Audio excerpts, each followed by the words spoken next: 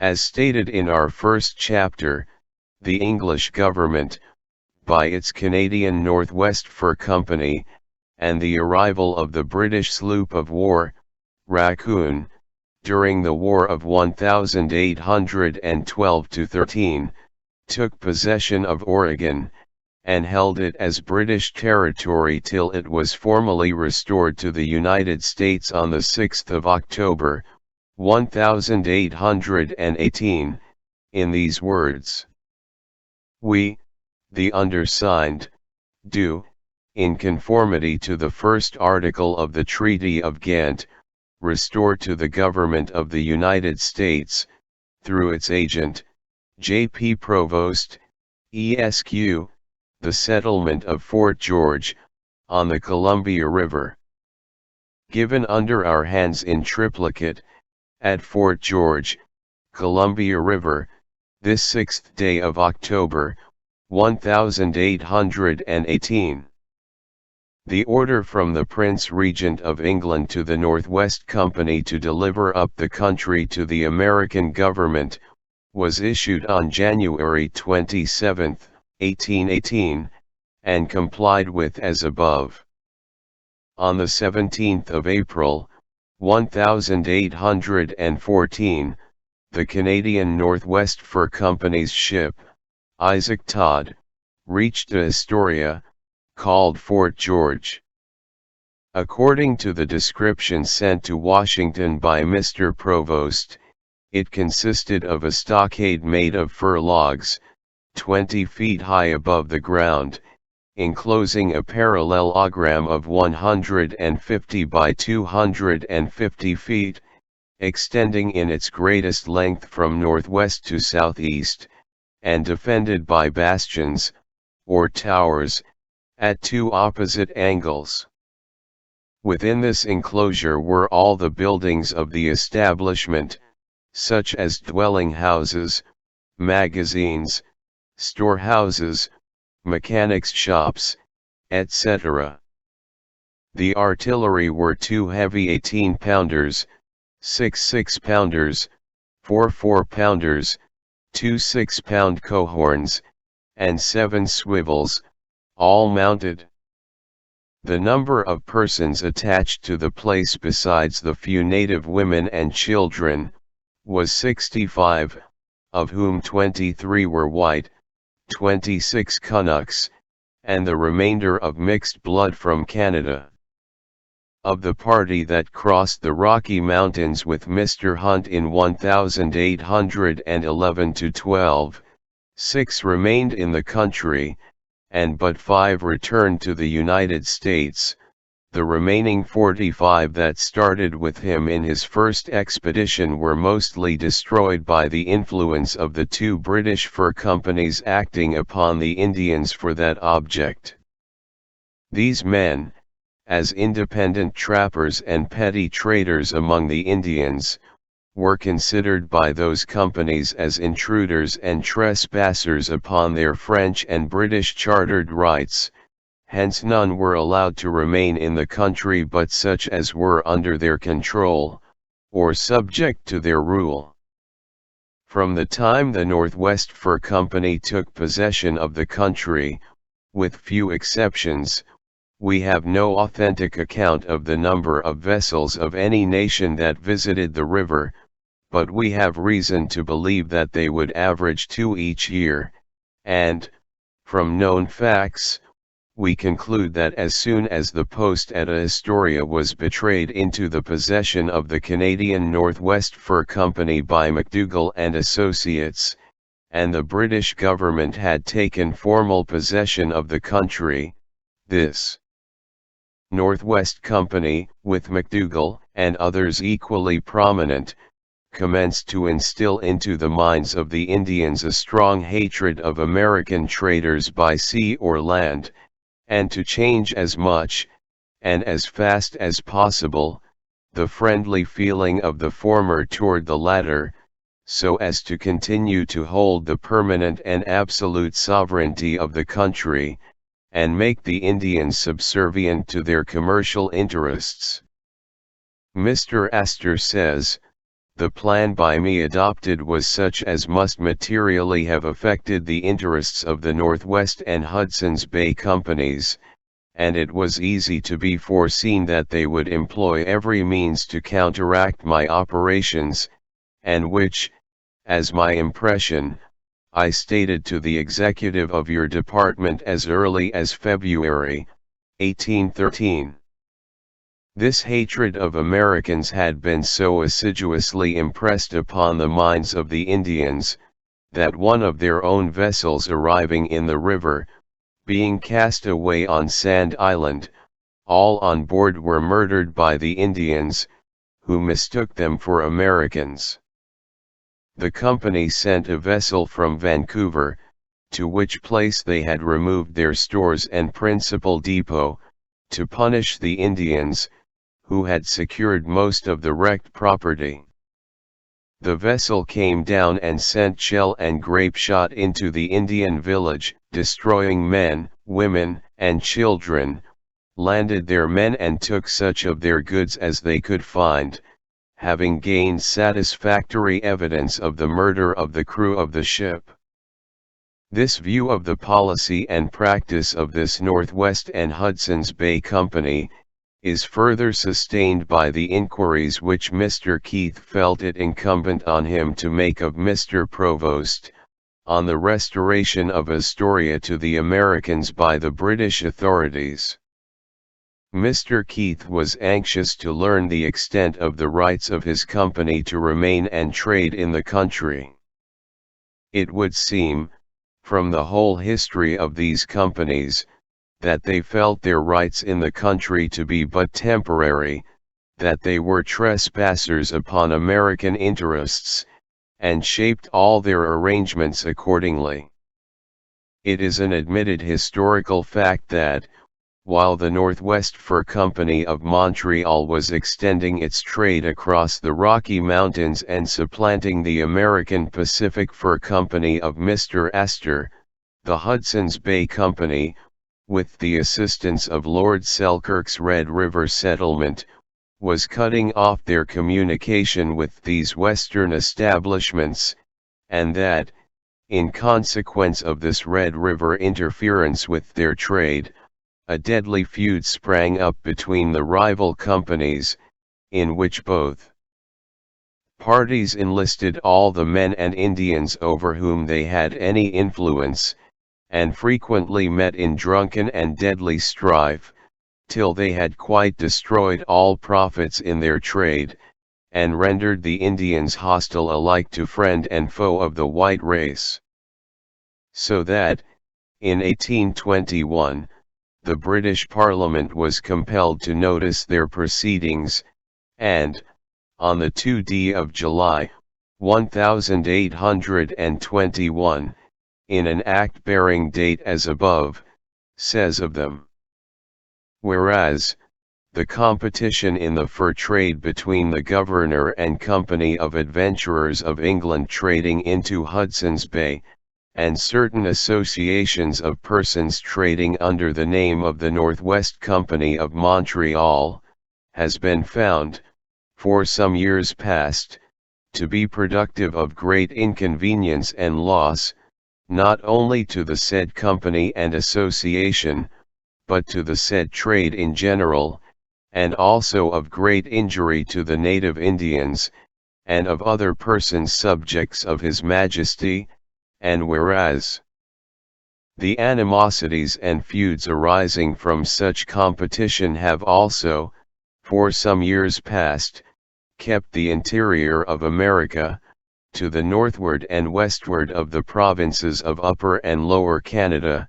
and of the territories of the United States of America, in a state of continual disturbance, and whereas, many breaches of the peace and violence extending to the loss of lives and considerable destruction of property have continually occurred therein, etc., see Greenough's History of Oregon, p. 467. The broad policy of British fur traders is here stated in plain language by their own government in a manner not to be mistaken. Their influence upon the Indians was injurious. Their policy toward each other was war and destruction to all opponents. The life and property of an opposing trader must not come in competition with the profits of their trade with Indians in any country. How absurd it is for our government to spend millions of dollars to form treaties with Indians who are constantly visited by these foreign Indian traders and teachers, emissaries of a foreign power, who never breathed an honest breath or spoke a truthful word. Feeble and insignificant as they were, from 1813 to 1821 the whole Indian country of North America fell under their blighting and withering influence. Divided as they were able to crush all honest competition, and combine in deadly combat against their own countrymen for the supremacy of the Indian trade. Have they lost their power and influence by uniting the elements of opposition in one vast firm monopoly? Nay, verily, as we shall see. To gain a correct understanding of the foreign policy relative to the western portion of our country, it will be necessary to refer to the early history of the two fur companies, and trace their connection with France and England, which, notwithstanding the English government had given up the country to France in 1696 in the Treaty of Ryswick, and no reservation was made on account of the Hudson's Bay Company as they did Oregon to the United States in the Treaty of Ghent, in 1815, and made no reservation on account of the Northwest Fur Company. Still the Hudson's Bay Company held on to a single post, called Albany, on the southwest part of James Bay, for 26 years, as the Northwest and Hudson's Bay Fur Companies did to Astoria and Oregon for 49 years. In the wording of the Treaty of Utrecht, in 1714, in which the country was given back to England by France, there is one proviso that is not to be overlooked, viz., it is, however, provided, that it may be entirely free for the Company of Quebec, and all others the subjects of the most Christian king whatsoever, to go, by land or by sea, whithersoever they please, out of the lands of the said bay, together with all their goods, merchandise, arms, and effects, of what nature or condition soever. Except such things as are above reserved in this article, etc., the exceptions referring to forts, cannon, and permanent war materials. This French stipulation in the Treaty of Utrecht, in 1714, is repeated by the English diplomatist upon the Americans, in the third article of the Treaty of June 15, 1846, forming the basis of the claim urged against our government in the Treaty of 1864. In the treaty stipulations between France and England in 1714, the commercial rights of the French Company of Quebec were secured to them. From that time forward, the aggressive and oppressive policy of the British Hudson's Bay Company was brought into collision, not only with the French Northwest Fur Company, but with the United States and all American fur companies and missionary and commercial enterprises coming within their fur trade influence. It will be remembered that the Hudson's Bay Company, who claim their existence and privileges from the Charter of Charles II, as early as 1670, had, in 44 years' time, only established, as Mr. Fitzgerald says, 4 or 5 insignificant forts on the shores of Hudson's Bay to carry on a trade in furs with those Indians who resorted thither, while the French, for many years previous, had carried on an active trade with the Indians, and had explored the country and extended their posts up to the shores of the Saskatchewan, and over the Rocky Mountains, onto the waters of the Columbia.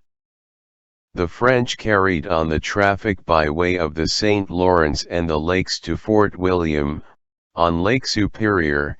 and through the Lake of the Woods into Lake Winnipeg, or further south along the plains, crossing the course of the Red River, this being the direct and only line of posts kept up by the French Northwest Company, by which their food, goods, and furs were transported. The Hudson's Bay Company carried theirs by way of Hudson's Straits, around the coast of Labrador. In order to destroy and cut off as much as possible the trade of this Northwest Company, Lord Selkirk, in 1811–12, became a shareholder, and was allowed to claim, through the directors of the company,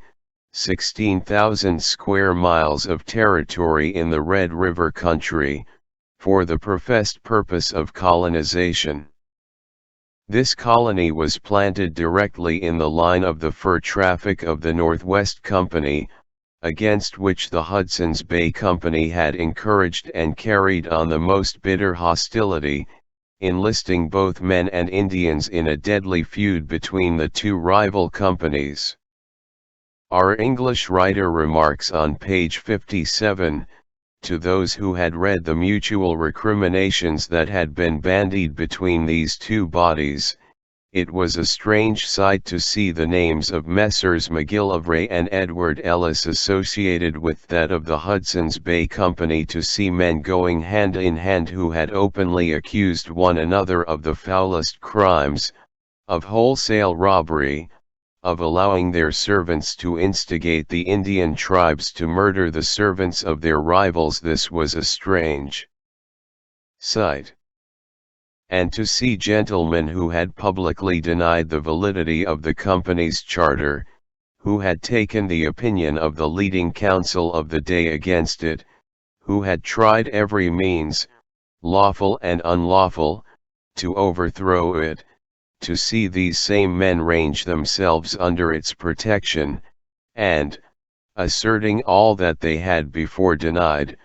proclaim its validity as soon as they were admitted to share its advantages, who, without its pale, asserted the rights of British subjects against its monopoly, and, within its pale, asserted its monopoly against the rights of British subjects. This, too, was a strange sight. Yet to all this did the Hudson's Bay Company submit, rather than subject their charter and their claims to the investigation of a court of law. The Hudson's Bay Company, 150 years from the date of its charter, asserted its right to the country, and, by virtue of the privileges conferred in that charter, seized the supplies and goods of the Northwest French Canadian Company, and confiscated them to its own use. This resulted in a deadly war between the two companies, and was carried on, neither party applying to the courts of the mother country for a settlement of their difficulties. In fact, as has been shown by reference to the charter of the Hudson's Bay Company, they had no legal rights, because none were in existence at the date of their charter, but, from the maneuvering of the company and the plausible efforts of Lord Selkirk to colonize, civilize, and settle the Red River country, they entered into his schemes, in order to crush the rival company and secure the whole country to themselves. It is unnecessary to detail any accounts of the horrid murders and infamous transactions that were put on foot and perpetrated by these two companies. After a furious contention, carried on for several years, they bribed rivals whom they could not defeat, and the two companies united and agreed to carry on the fur trade together, to the exclusion of all others. The Selkirk settlement was soon made to feel the withering influence of the company that had located it in the country for a specific purpose. Neither, however, was there any compromise till its inhabitants had been driven from their homes, its governor, Semple, and 17 of his followers killed. Then a compromise was effected between the rival companies, and they were united by an Act of Parliament, under the title of Honourable Hudson's Bay Company. In 1821 a licence given to Messrs. William and Simon McGill of Ray, of the North West Company, and Edward Ellis, of the Hudson's Bay Company. These corporate members and their associates were to share the profits arising from the fur trade, not only from the Indian territories, but also from the Hudson's Bay Company's proper territories of Rupert's Land. The privileges of this company were limited to 7 years. This carried them forward to 1828, in which year their license, called a charter, was renewed for 10 years. Our Indian missionary and American history commences in 1832, 6 years before this combined Northwest and Hudson's Bay Company's license of exclusive privileges to trade in British Indian Territory, and, jointly, in the Oregon Territory, would expire. Our English historian and Sir Edward Belcher are both mistaken when they attribute to the company the asking for, or in any way encouraging, the American missionaries to come to the country. This was an event wholly unknown to them, and brought about by the Indians themselves, by sending a delegation of 4 of their number to St. Louis, in 1832, to ask of the American people a religious teacher. Lee, Parker, and Whitman heard the request, and volunteered to make the effort to establish missions among them.